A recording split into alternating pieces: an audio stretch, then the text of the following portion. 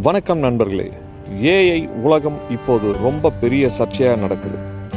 இதுக்கு மத்தியில் 2 பெயர்.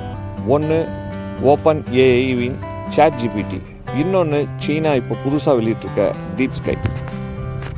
இவங்களுக்கு இடையில் என்ன பிரச்சனை? ட்ரம்ப் இதில் எப்படி இணைந்தார்? இந்த வீடியோவில் பதிலாக தேடலாம். ChatGPT உலகம் முழுவதும் பிரபலமான ஏஐ. இதுக்கு எதிராக சைனாவில் புதுசாக இப்போ களமிறக்கியிருக்காங்க DeepSky. இந்த டெக்னாலஜி ரெண்டுத்துக்கும் இடையிலான ரேஸ் இப்போ வேகமாக சூடு பிடிச்சிருக்கு. சமீபத்தில் DeepSky தங்களுடைய மாடல் ஓப்பன் ஏஐ விட வேகமாக படிக்கும் திறன் உள்ளதாக கிளைம் செய்தாங்க. இதை ஓப்பன் ஏஐ ஆதரிக்கலை. இதுதாங்க சர்ச்சையின் தொடக்கம்.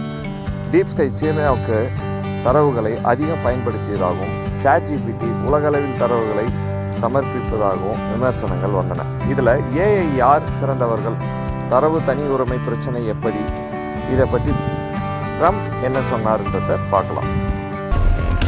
Today and over the last couple of days I've been reading about China, and some of the companies in China, one in particular, coming up with a faster method of AI and much less expensive method, and that's good because you don't have to spend as much money. I view that as a positive, as an asset. So I really think if it's fact and if it's true, and nobody really knows if it is, but I view that as a positive because you'll be doing that too, so you won't be spending as much and you'll get the same result, hopefully.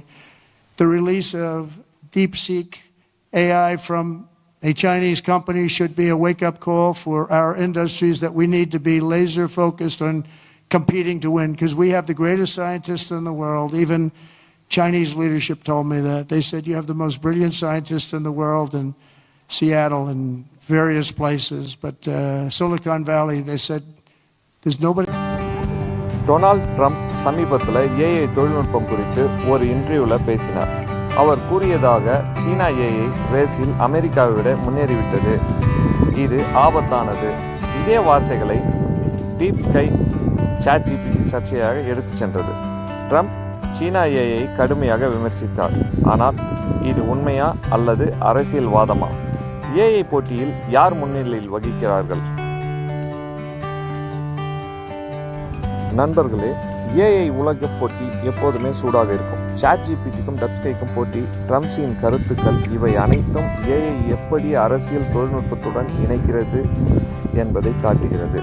உங்கள் கருத்துக்கள் என்ன? கமெண்டில் சொல்லுங்கள். இந்த video